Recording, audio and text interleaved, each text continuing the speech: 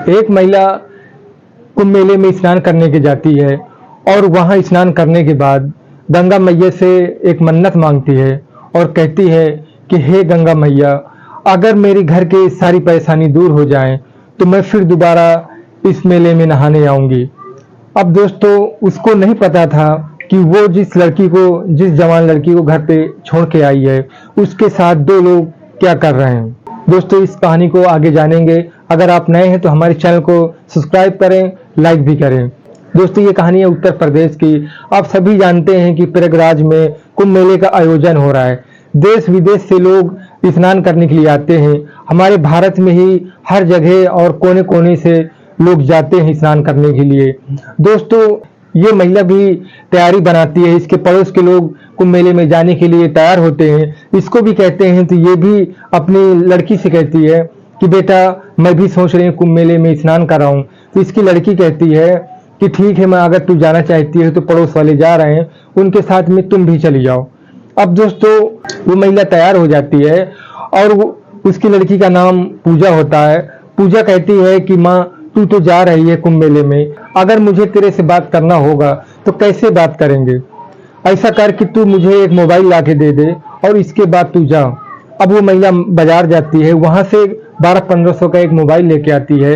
सादा मोबाइल लाकर अपनी लड़की को देती है और कहती है कि बेटा, अपना और अपनी दादी का ख्याल रखना, मैं जा रही हूँ। चली जाती है कुंभ मेले में नहाने के लिए। अब दोस्तों, इधर जो उसकी लड़की थी जिसको छोड़कर गई थी, जिसका नाम पूजा था, वो सोचने लगती है कि अब मैं आज़ाद हो गई जब तक माँ कुंभ मेले में है। अब दोस्तों, वो अपने बॉयफ्रेंड को फ़ोन करती है और कहती है ऐसा करो कि अभी तक तो हम चोरी छिपे मिला करते थे, अब माँ चली गई है कुंभ मेले में और अब हम रात मिलेंगे।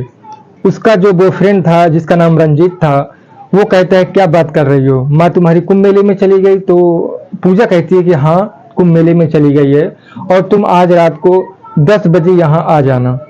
अब दोस्तों, पूजा शाम को टाइम से खाना बनाकर अपनी दादी को खिला देती है।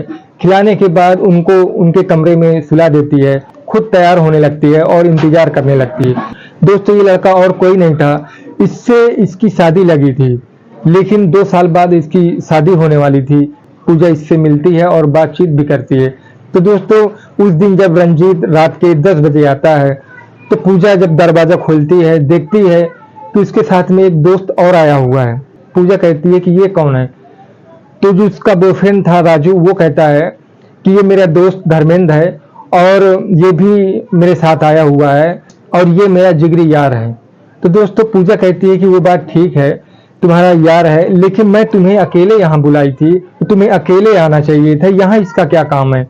राजू कहता है कि जो आज रात को हम करेंगे, आज हम तीनों मिलकर करेंगे और ये मेरा जिगरी यार है, इसके बगैर मैं नहीं चलता। पूजा उसकी बातें सुनकर गुस्सा होने लगती है।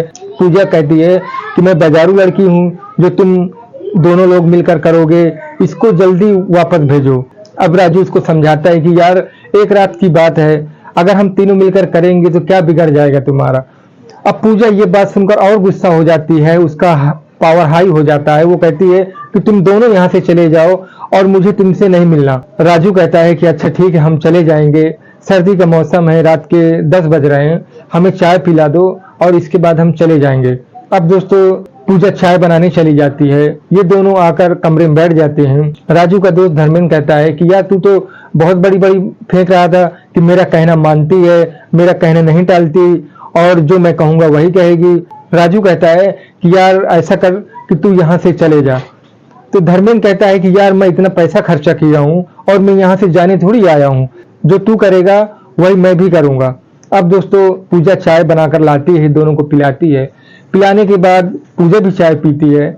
इसके बाद धर्मेंद्र कहता है कि यार, हम यहाँ से नहीं जाएंगे और तुमसे मिलकर जाएंगे। पूजा गुस्सा होने लगती है। तभी धर्मेंद्र उठता है और पूजा का हाथ पकड़ लेता है। पकड़ने के बाद पूजा कहती है कि तुम मेरा हाथ छोड़ दो, नहीं तो मैं मोहल्ले के आसपास पड़ोस के लोगों को चिल्लाऊंगी। उसको उठाकर पलंग पर फेंक देता है और राजू उठता है तो उसका मुंह दबा लेता है। इसके बाद दुपट्टे से उसके हाथ और पैर और मुंह पे कपड़ा बांध देते हैं। अब दोनों ये लोग दारू पीते हैं वहां, जो सामान लेके गए थे, जो पूरी तैयारी के साथ गए थे दोस्तों। अब ये दारू पीने के बाद जब इनको नशा चढ़ता है तो दोनों लोग बारी बारी से उसके साथ काम करते हैं। काम करने के बाद वो बेचारी कितना बर्दाश्त करती, वो बेहोश हो जाती है। अब इसके बाद फिर दोबारा जब होश पे आती है तो फिर दोबारा करते हैं। अब इनको 5 बजने को रात को टाइम हो गया। तभी राजू कहता है कि यार ऐसा कर कि अब सुबेरा होने को आया, अब चलते ही नहीं तो कोई देख लेगा। धर्मेंद्र कहता है कि यार ये बेहोश है, इसका क्या करें। राजू कहता है कि यार इसको कुछ नहीं पता और ये बेहोश है, जब ये जगेगी ना तो इसको याद ही नहीं रहेगा कि मेरे साथ क्या हुआ है।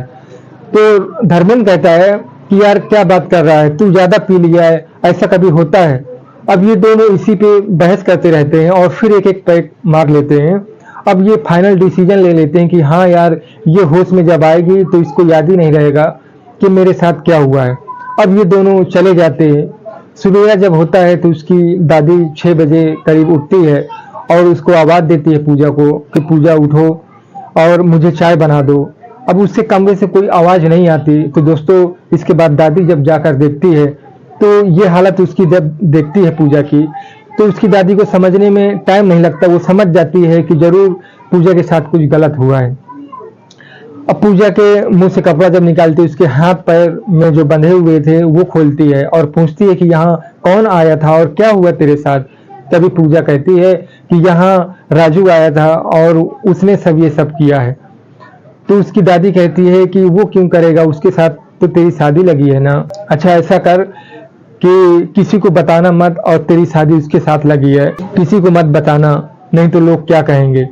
पूजा अपनी दादी से रोने लगती है और कहती है कि दादी उसका दोस्त भी आया था और ये दोनों मिलकर मेरा हाल ऐसा कर दिए। उनका गुस्सा हाई पावर हो जाता है और कहती है कि चल मेरे साथ कंप्लेन करना है। पुलिस चौकी चलते ही दोनों की कंप्लेन कर देंगे, इनकी हिम्मत कैसी हुई ऐसे करने की। अब दोस्तों पूजा कहती है कि ऐसा करते हैं कि पहले माँ को बता देते हैं। तो दादी कहती है कि माँ को बाद में बताना, पहले चल इनकी कंप्लेन ले, इनकी पुलिस खबर लेगी। तभी ये दोनों जाते हैं, पुलिस को बताते हैं, सारी बात बता देते हैं। इसके बाद पुलिस जब सुनती है इनकी बात और वो भी हैरान हो जाते हैं कि जिस लड़के के साथ इस लड़की की शादी लगी थी वो अपने दोस्त को ले जाकर ऐसा घिनौना काम किया है। अब दोस्तों पुलिस पकड़ने चली जाती है। पूजा अपनी माँ को जब ये बात बताती है, रोते बिलखते कुंभ मेले से वापस आती है और कहती है कि पूजा मैं तुझ पर क्यों भरोसा कर ली। और पूजा सोचती है कि मैं राजू पर क्यों भरोसा कर ली। अब दोस्तों पुलिस इन दोनों को पकड़ने जाती है और ये रात भर जगे थे, तो ये दिन में काफी टाइम तक सो रहे थे, तो सोते पे ही पुलिस इनको पकड़ लेती है। पकड़ने के बाद जब थाना लाते हैं तो पुलिस वाले पूछते हैं कि तूने ऐसा क्यों किया। राजू से पूछते हैं तो राजू कहता है कि वो मेरा जिगरी यार है, उसके बगैर मैं कुछ नहीं करता और मैं पूजा से शादी करने के लिए अब भी राजी हूँ। तो दोस्तों जब ये बात सुनते हैं पुलिस वाले तो उसको दबा के पिलाई करते हैं और कहते हैं कि हम तेरी हालत ऐसे कर देंगे कि अब तू कभी किसी के साथ ऐसा कर नहीं सकता। दोस्तों उसके विभिन्न धाराओं में केस बनाते हैं और उनको जेल भेज देते हैं। तो दोस्तों हमारी वीडियो कैसी लगी और इसमें आप कमेंट करके बताएं कि गलती आखिर किसकी थी, माँ की थी जो लड़की को घर पर अकेला छोड़कर चली गई थी, या लड़की की थी जो उसने अपने बॉयफ्रेंड को बुला लिया था, या उसके बॉयफ्रेंड की गलती थी जो अपने दोस्त को भी लेके आ गया था। तो दोस्तों हमारे चैनल को सब्सक्राइब करें, लाइक करें और कमेंट जरूर करें, बताएं हमारी वीडियो कैसी लगी।